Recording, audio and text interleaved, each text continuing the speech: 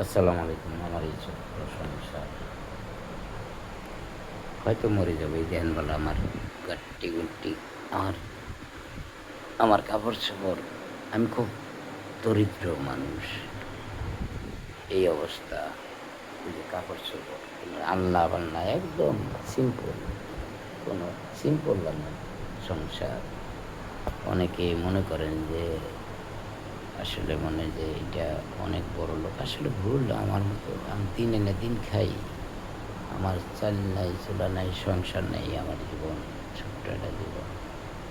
তো আপনারা যদি আমার ভিডিও পছন্দ না করেন, তাহলে কমেন্ট করবেন অবশ্যই।